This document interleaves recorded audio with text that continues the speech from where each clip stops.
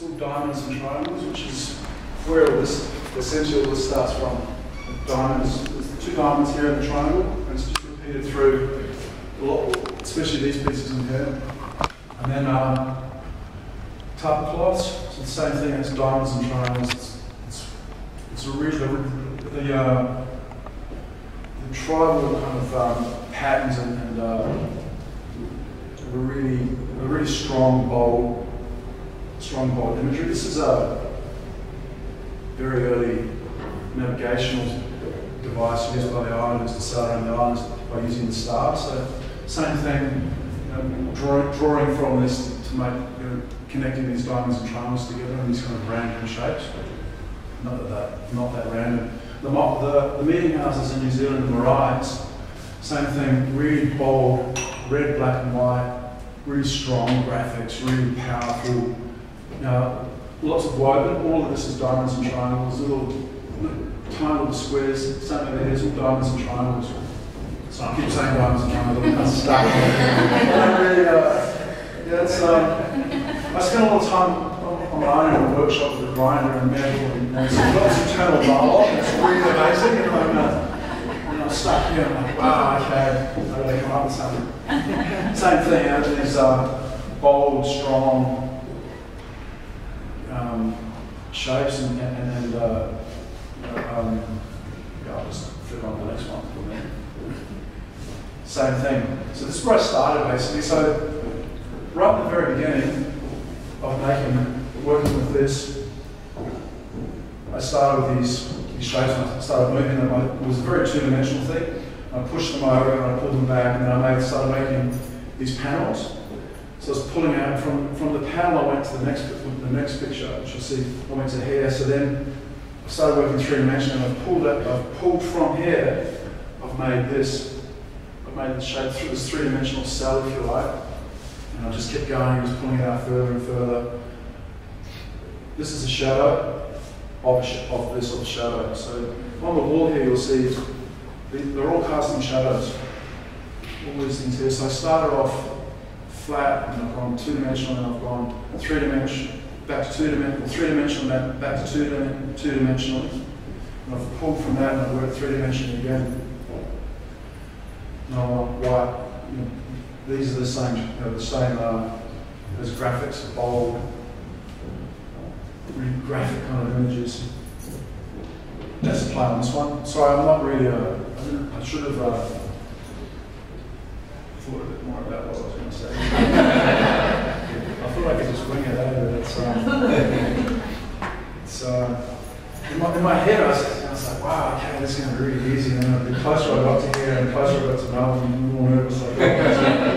You're sitting outside with the sweats on. Like, whoa. And so what? It's the life of an artist. You spend a lot of time on your own, in your own space, with noisy tools or paint or whatever you're working with.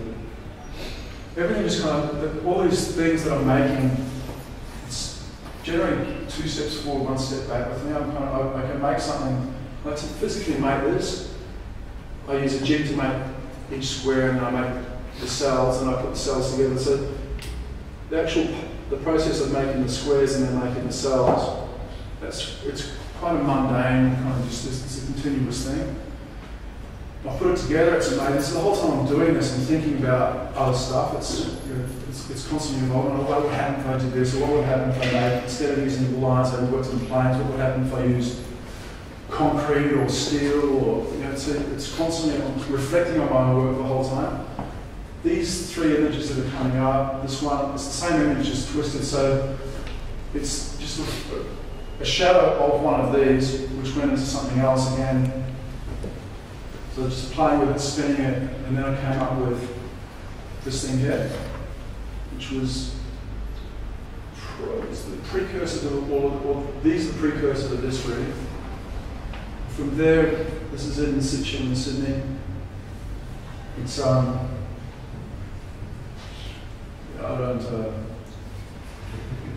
thought I had a lot more to say. I'm sure you guys. These are the gentleman here's got a piece on his wall at home, actually very similar to these, which is much larger pieces hanging from a building in Sydney. It's I find scales it's a pretty amazing thing. Initially I made these and they were only 100 mil squares. These are 180 mil squares, and these are 375 squares. The bigger they get, the bigger the tube gets, and the kind of more dramatic they become as well. The lighting becomes more dramatic. It's a good thing. That's not me. That's not me. Here's the process.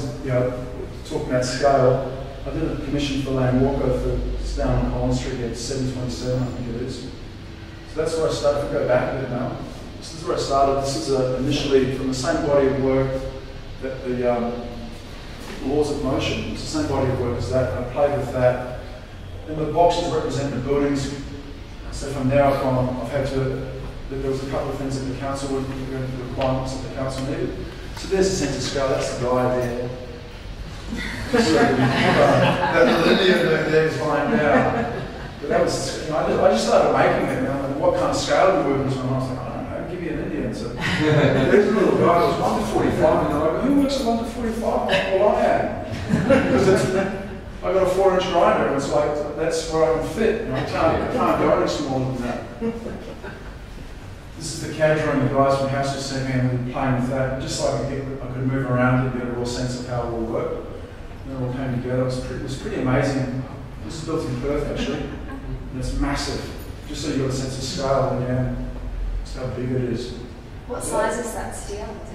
250 diameter. So this is 8mm. That's 19mm.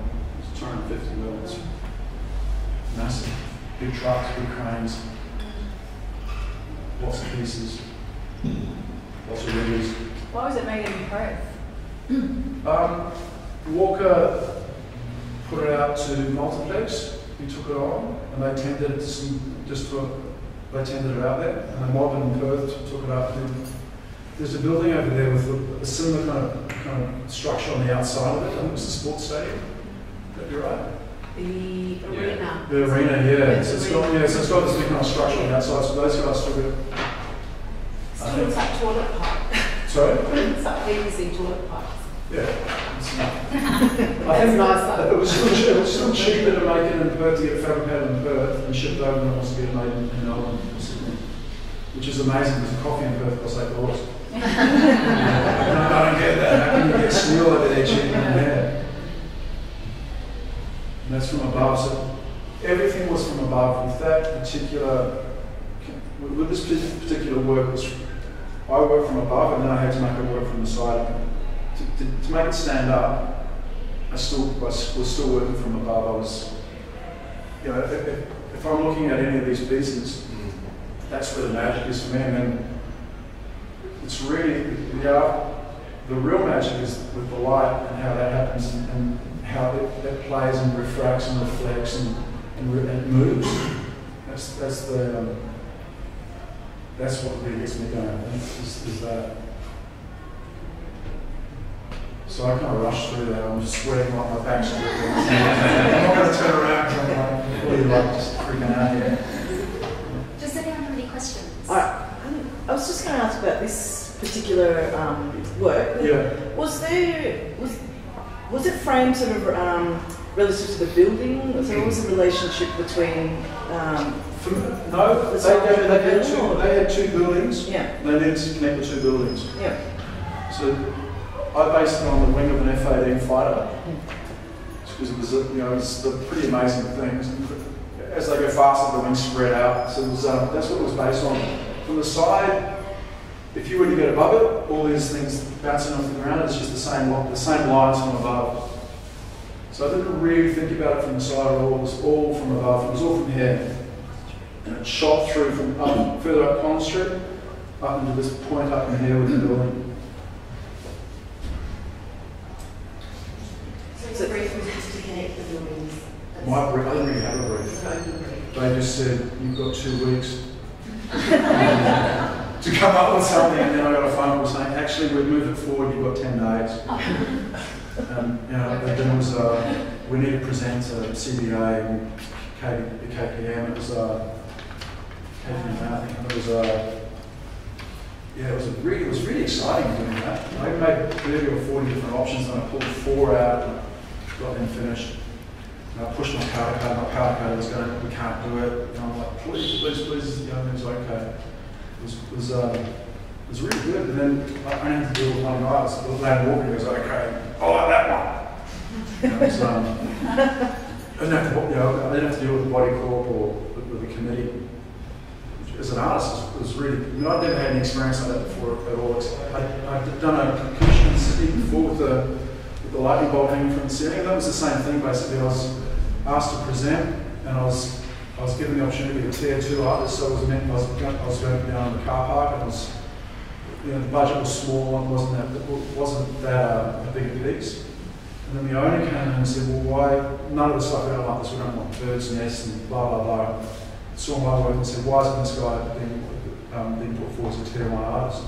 So then I was asked to do that, and I pitched, and they loved it. So it's the same thing dealing with one person rather than a bunch of people, which is hard because everyone's art's such an objective thing, and I can say one thing, and it's I can say something, and how you interpret it is completely different until you physically see it. Like with Lang, I physically made models because there's a lot of I don't draw on a computer.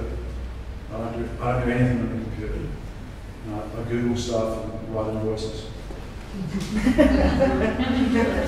No sketch designs and that. No. So everything's. If I go back to the diamonds and the triangles and the base shape, everything's from that, and everything's drawn from the herringbone on the floor here to how pandana sleeves grow, how shells move, how coral grows. So have you visualised what it's going to look like, or does it just evolve as it progresses? The lines are really strong, and they're really I've got a certain aesthetic, and I know how I've got an innate sense of balance and form. Like I can't add. I've got to count the months through. It's used to ask me, September I know is the 11th, just because we've been hammered with that. But I have a sense of what works and what doesn't work. If it doesn't work, I'll scrap it, or I'll make it into something else. And I don't draw first. I have all these ideas in my mind, these visions of kind of what it could look like or what I'd like to do. And most of the time it's by chance that it happens.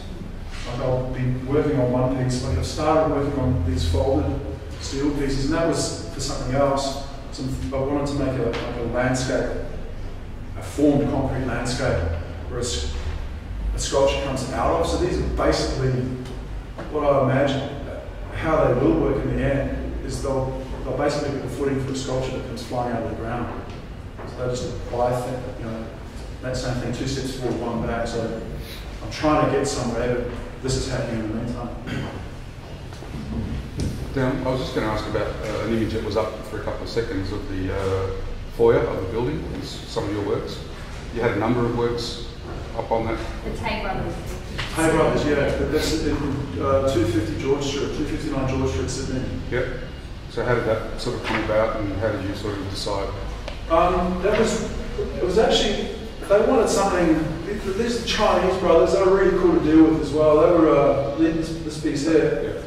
So that there is the reflection of one of these. It's just one of these, and then I've rolled it to here. Yep. And so the light source is here. So this is it here, and it's the same reflection. So the reflections got longer and longer as I've twisted it. And then I've built that. I've made 4 of each of these elements, and I've tried to put it together, and I worked out how it goes together the best. And then to try and kind of mix that with that was a whole other process, because the pieces on the other side were a lot more dynamic.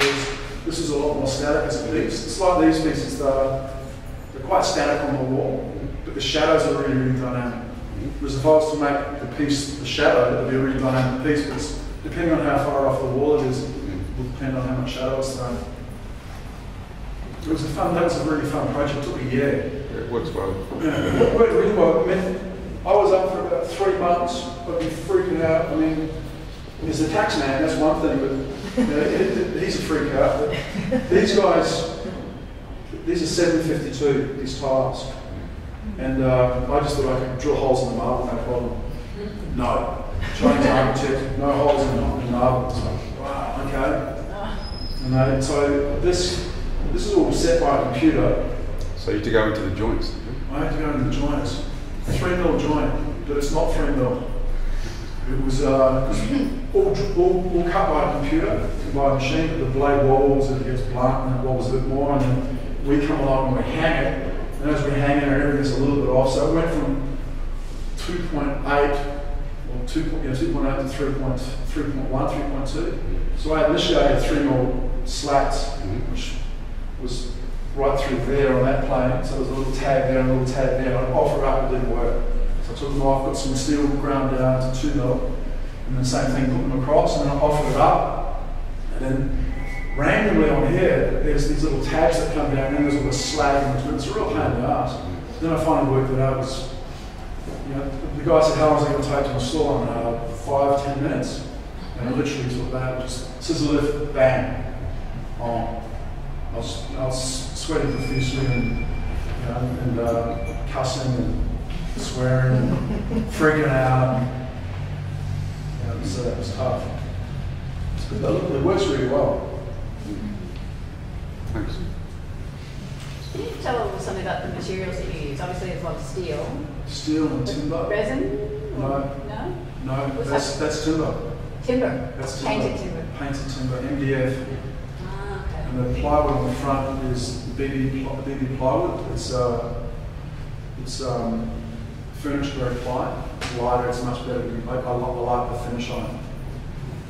That's just, I've run through. They're initially drawn from Tapa, and from that the very first image that you saw of, same as the floor, that same shape, just that repeated pattern. So it's more or less timber and steel. Timber and steel.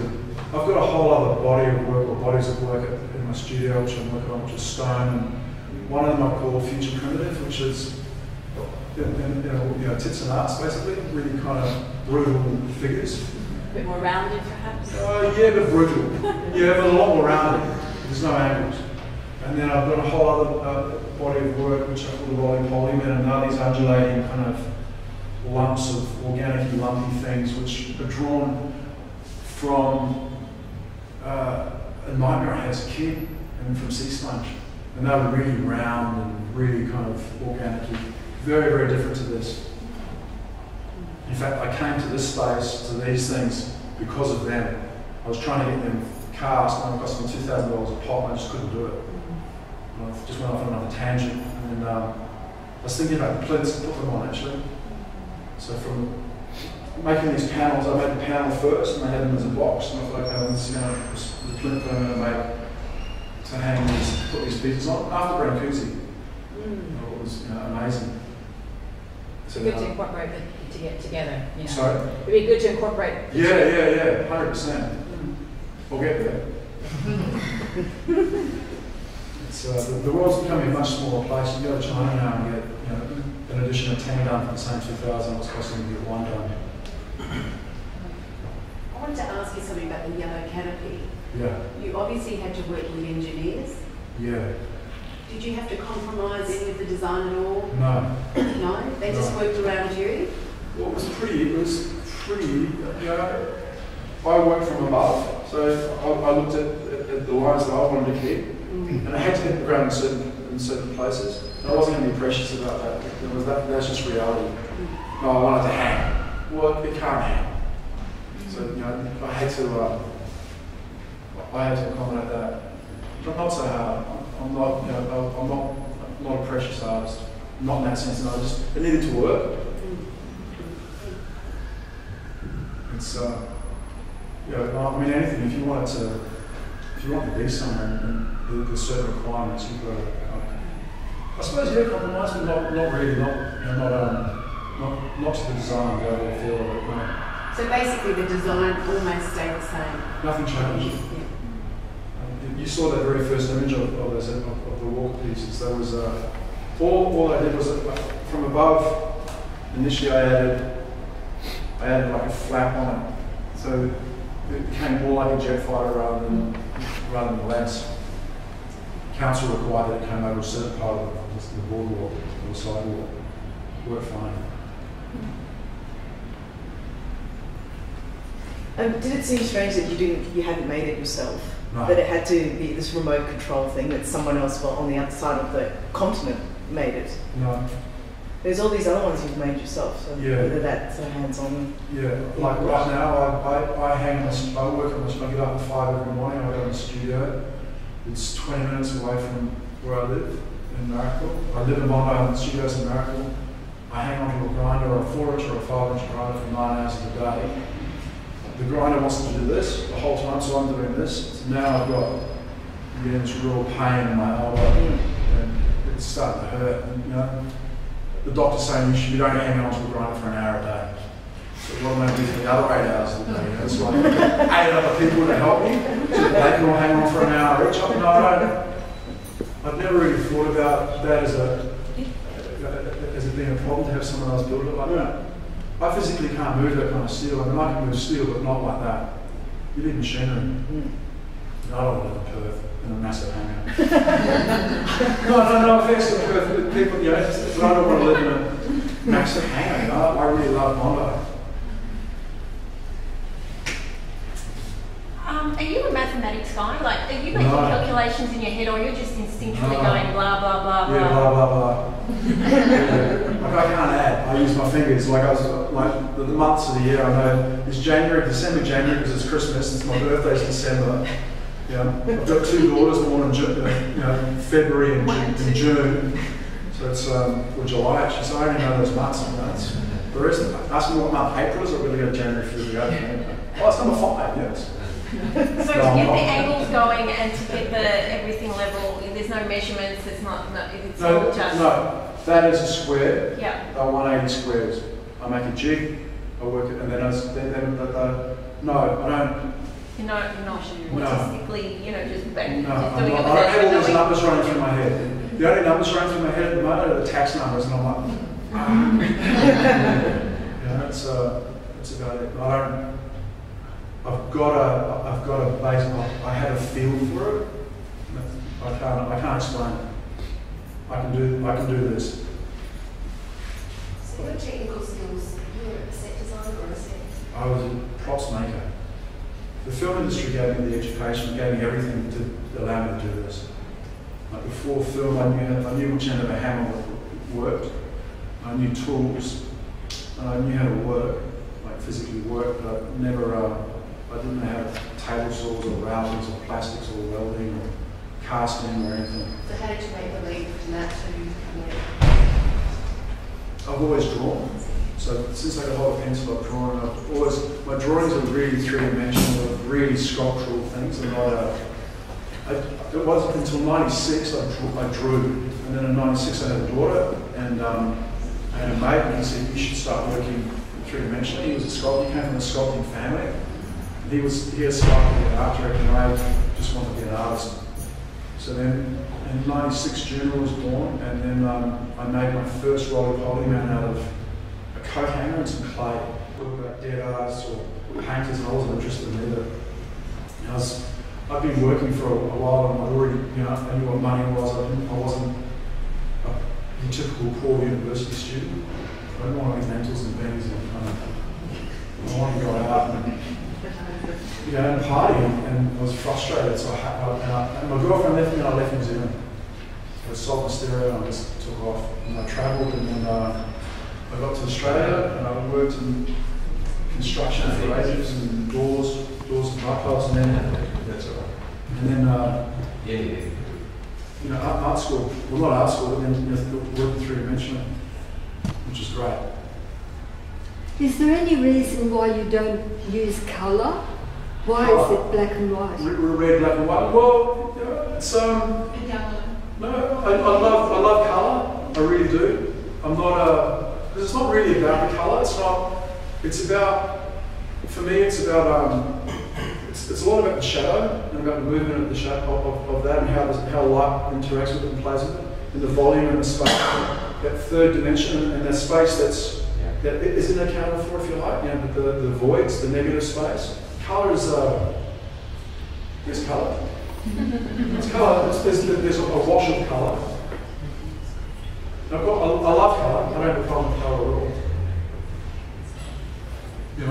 When you designed that one that looked like an F-18 fighter, and obviously when you're hanging something in a gallery like this or in homes, you've got a quartz halogen shining, and so your shadow's basically going to stay. Yeah. When you were talking about that being an open space, did you think about how the sun was going to go over it and react with the shadows and they'd change? 100%. You walk down Collins Street now, you've got shadows of all those buildings everywhere. The other thing is, one of the things I did ask when I gave me that was how the sun moves across and the shadows that will be cast and which way's north. It's a really important thing. It's like if you bought a sculpture off me, if you own one of my sculptures, move it around, tweak it like that, do that to it, and put it in another part of the house, because if you go from there and then you move into there, you've got a different sculpture. If you flip it around again, you've got a whole new artwork. I'm not making these so that it sits in one place the whole time. I want it to move. I want it to interact with light. Do you have a question? Yeah, do you have any interest in canvas work or paint? Yeah, maybe when my arms are completely bored. Yeah, that's right. visualize how that would work. I probably wouldn't paint like this. I'd probably paint figuratively. Yeah. Much more organically. So much will change. Yeah, I think it will change. My drawings, like I said, they're really sculptural, but they're very organic. They're round and lumpy, and it's they're very, very different.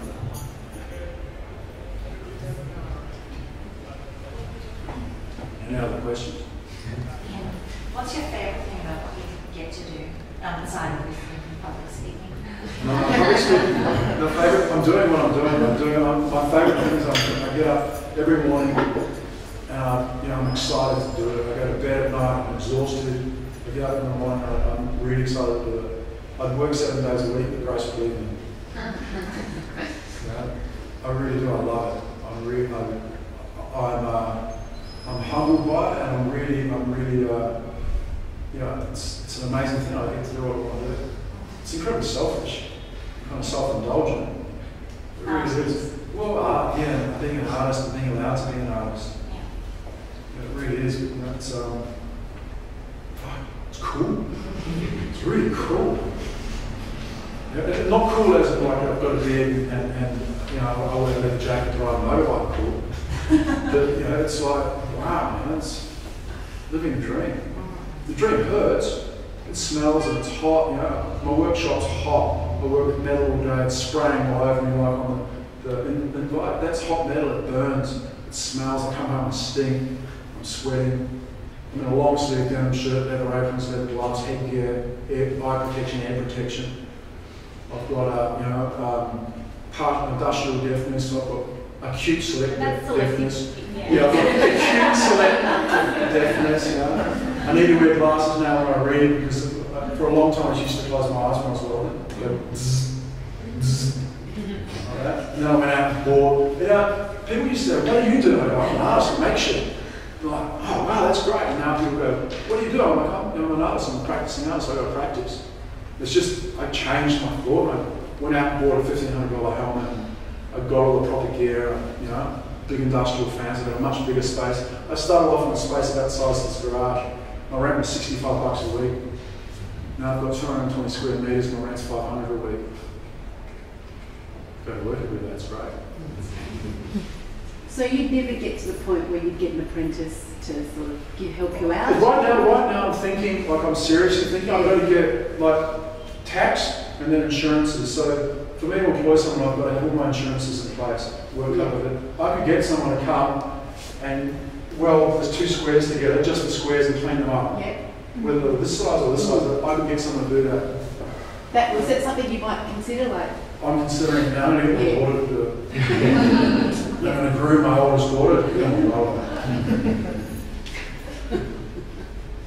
Are your commissions sort of 50-50 commercial, residential, or mainly commercial, or for private homes?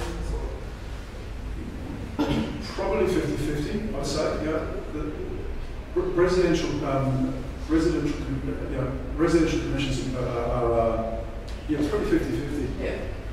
Having a show is a great thing, because you can try new stuff, you can throw it out, and you can get people's feedback. I had a show in Sydney last November or December, And I was playing with these folded pieces. Yep. I had 4 white ones and 1 black one. None of the white ones sold. I mean, all the black ones sold. So then, Claire goes, I really like those. Could you make something similar to that for me? I go, okay, so I'll do them black. None of the black ones sold, all the white ones sold. So, but from that, it's like I said earlier, to get to this space, I'm trying to work out a footing for a sculpture and for a big public space. So by being able to scale it down, I've got residential works, where I can scale it up, and I've got commercial works. I want to make these big pieces. I'm looking at making a bridge at the moment in China, and this is the structure that I'm playing with. Whether I flip it up the other way, so it's up that way, and flip it off that way, and there's just put a platform across the car, so we have it like that, and you put platform through for people. But that's it's all scale. It's probably 50-50 in how I think about it. It's the same thing I'm saying before: 2 steps forward, 1 step back. I'm constantly bouncing ideas off stuff that's already that's happening all the time. Does anyone else have any questions they'd like to ask Dion before we wrap it up and get off the hook? Thanks, Dion. That was awesome. Thank you.